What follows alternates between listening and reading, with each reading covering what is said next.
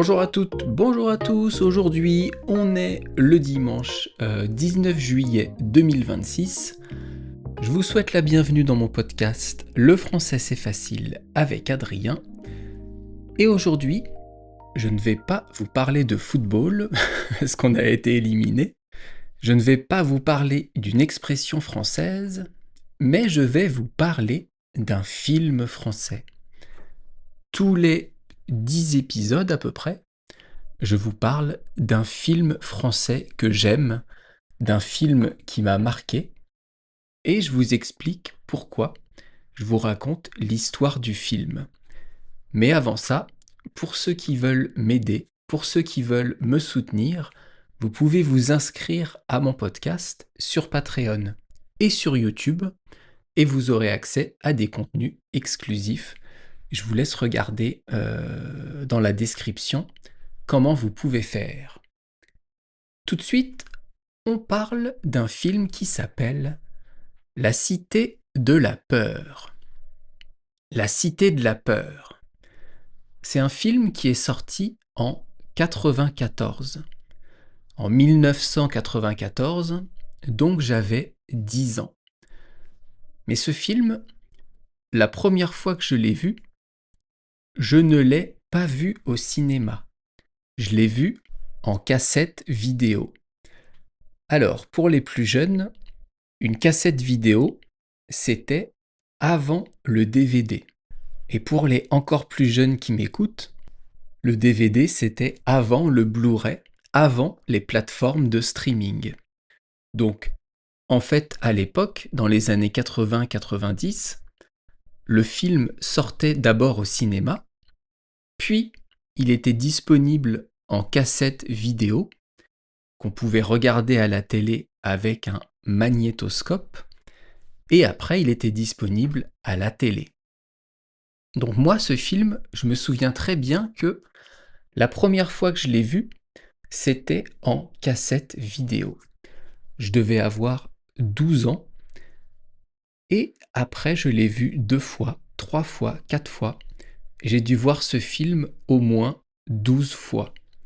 C'est un bijou du cinéma français. Un bijou du cinéma comique français. Ce film qui s'appelle La Cité de la Peur, c'est une comédie. C'est un film qui est fait pour faire rire. C'est d'ailleurs une parodie d'un film d'horreur. Une parodie, c'est quand vous allez vouloir rendre humoristique, vouloir faire quelque chose de drôle à partir d'une œuvre réelle. Par exemple, je pense là à Charlie Chaplin. Son film Le Dictateur, c'est évidemment une parodie d'Hitler. Donc, dans le film La Cité de la Peur, on va avoir une parodie de film d'horreur. Je vais d'abord vous raconter un peu l'histoire du film, et je vais vous dire après pourquoi ce film est devenu très très célèbre, très très connu. Parce qu'au début, quand le film est sorti au cinéma, eh bien, les critiques étaient assez mauvaises. Les critiques des professionnels, pas les critiques du public. Les professionnels trouvaient le film assez drôle, mais que ça manquait d'histoire, de concept de cinéma. Mais c'est justement l'histoire du film qui est comme ça. C'est justement le but du film qu'il n'y ait que des gags et qu'on puisse rire de cela. Donc le résumé du film, c'est quoi? On va suivre l'histoire d'une femme qui est jouée par Chantal Lobby, qui est la réalisatrice d'un film d'horreur, mais qui est assez mauvais. Elle veut présenter son film au Festival de Cannes, et en fait, les projectionnistes du film vont être assassinés, vont être tués les uns après les autres. Le projectionniste, c'est quoi? C'est celui dans le cinéma qui est chargé de projeter le film sur l'écran. C'est ça un projectionniste. Et donc dans le film La Cité de la Peur, les projectionnistes vont être assassinés les uns après les autres par un tueur de la même façon que dans le film de cette femme. Je ne sais pas si c'est clair, je ne sais pas si vous comprenez. Donc cette femme, qui est je crois d'ailleurs l'attachée de presse du film, qui s'appelle dans le film Odile de Ray, qui est jouée par Chantal Lobby, elle comprend vite que le fait que les projectionnistes soient réellement tués comme dans le film, ça va faire monter l'attrait du film. Les gens vont venir voir le film même s'il est mauvais. Et donc elle va inviter au Festival de Cannes l'acteur principal du film, qui est joué par Dominique Farrugia. Elle va inviter, ou plutôt elle va engager un garde du corps, qui est joué par Alain Chabat, et il va y avoir une enquête dans le film pour savoir qui tue les projectionnistes. Je vous le répète, c'est pas du tout un film policier, c'est pas du tout un film d'horreur, c'est un film comique. Après, le sujet du film, le scénario, ce n'est pas ça qui est important. Ce qui est important de comprendre et ce qui va faire rire, ce qui va faire rigoler le public, nous, ce sont les gags. C'est le type d'humour. Donc là, je vous ai fait un petit résumé du film, du début du film plutôt. Je ne vous ai pas raconté l'histoire, même si vous avez compris, ce n'est pas ça l'essentiel du film. Les trois personnages dont je vous ai parlé, l'attaché de presse dans le film, l'acteur principal et le garde du corps, ce sont trois personnes qui faisaient partie d'un groupe comique qui s'appelait Les Nuls. Dans les années 80-90, les Nuls, donc ces trois personnes et une autre qui est décédée, faisaient des gags à la télé, faisaient des sketchs, faisaient des parodies de publicité.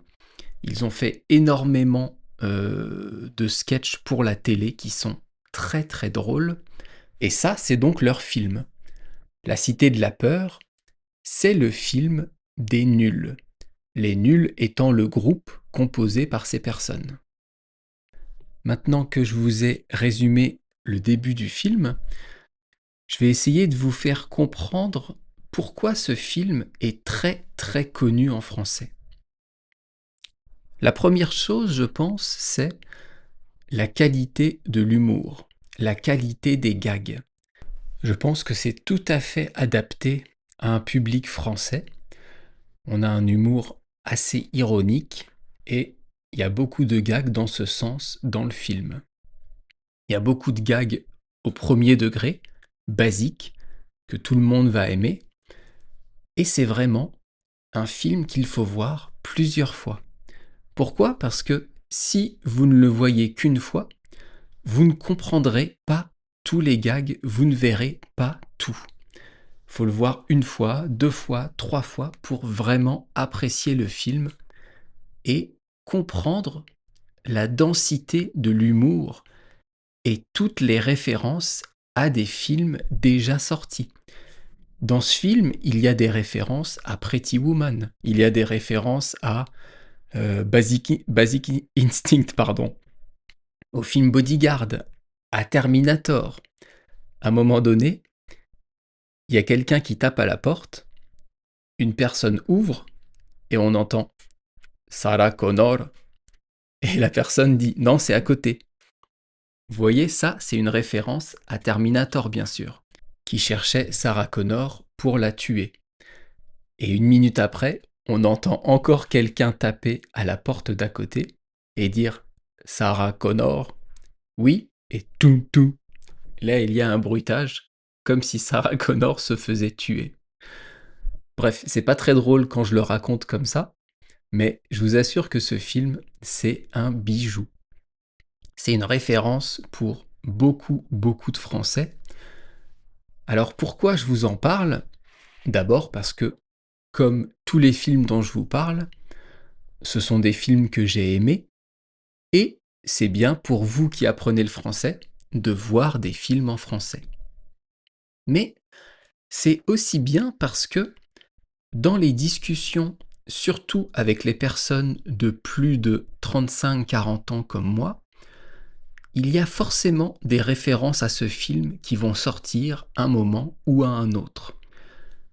En discutant pendant 1 heure, 2 heures avec des personnes, des amis, je vais forcément à un moment donné faire une référence à ce film. Et si vous voulez comprendre la référence, si vous voulez pouvoir suivre la conversation, savoir pourquoi les gens rigolent, eh bien, il faudra avoir vu ce film. Je ne sais pas du tout où on peut le trouver, sur quelle plateforme de streaming. Je vous fais confiance pour le trouver sur Internet, légalement, évidemment. Vous voyez qu'on aime bien l'ironie en France. Donc je vous fais confiance pour le trouver si vous voulez le voir. En tout cas, ça a été pendant longtemps un de mes films préférés, si ce n'est mon film préféré. Donc vraiment, allez-y, foncez. Je pense que vous allez bien rigoler. C'est bien. Aujourd'hui, j'ai pas fait un podcast trop long. La semaine prochaine, je vais partir quelques jours en vacances, pendant 5 jours. Donc je pense que mercredi et dimanche prochain, je ne vous ferai pas d'épisode de podcast. Il y a juste les chapitres du livre Voyage au centre de la Terre qui vont sortir sur YouTube. Le conte du jeudi à 18h que j'ai déjà enregistré à l'avance qui va sortir aussi. Mais mercredi prochain et dimanche prochain, pas d'épisode parce que je suis en vacances. Donc je vous retrouve dans 10 jours. Je vous souhaite de passer de bonnes vacances si vous en avez aussi. Et pour ceux qui travaillent, bon courage. À bientôt. Bye bye. Hasta luego. El aleja. Matane.